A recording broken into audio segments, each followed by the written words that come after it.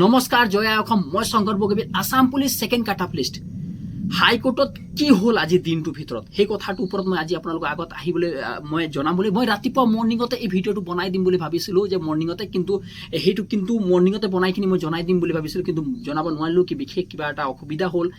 আৰু এতিয়া হাইকোৰ্টত কি হয় ইয়াৰ ওপৰত বহুত কুৱেশ্যনৰ ওপৰত কুৱেশ্যন কৰিছে ছাৰ হাইকোৰ্টৰ কি হ'ল আজি 7 তাৰিখ আপোনালোকে জানে আৰু কোনোবা ফোন কৰিও কৈছে ফোনটো বহুত আহি আছে যে ইমানে ফোন আহিছে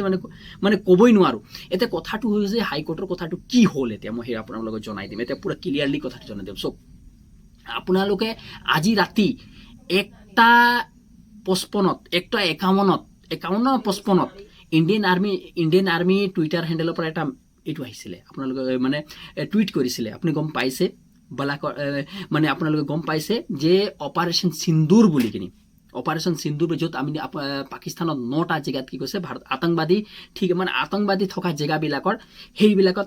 ভাৰত চৰকাৰে এটেক কৰিছে এইটো লৈ কিনি আজি প্ৰথম কথা দ্বিতীয় কথাটো আজি আছে মক ড্ৰিল মানে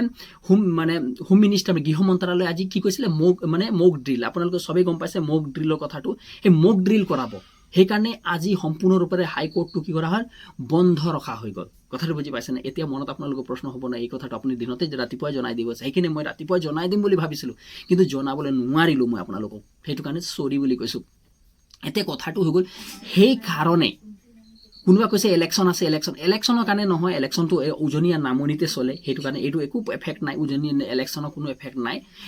আপুনি যদি উজনি নামনিতহে হৈ আছে ইলেকশ্যন উজনিত হোৱা নাই এতিয়া কথাটো আহি যায় যে হাইকোৰ্টৰ আজি নহ'লে কেতিয়া হ'ব সেই কথাটো এতিয়ালৈকে বৰ্তমান কোনো ধৰণে আমাৰ যিজন উকিল আছে যিকোনো হাইকোৰ্টত যিজন আমাৰ উকিলে খেলি আছে বৰ্তমান সময়ত তেওঁ এইটো বিষয় একো আমাক আপডেট দিয়া নাই এতিয়া আমাক কোনো ধৰণৰ আপডেট দিয়া নাই যে কোন তাৰিখে হ'ব মানে হাইকোৰ্টৰ মানে যিটো ডেটটো পৰা নাই যদি একছে 2 দিনৰ ভিতৰত আপোনালোকক মই কালিছে পৰহি ভিতৰত মই আপোনালোকক জনাই দিম যে ডেটটো মানে কেই তাৰিখে পৰিছে আমাক কালিয়ে পৰি যাব নে পৰহি পৰিব নে নেক্সট বাৰ পৰিব এতিয়া সেই কথাটো আমি একো নাজানো আৰু বৰ্তমানলৈকে মই একো ইয়াৰ উমঘাম পোৱা নাই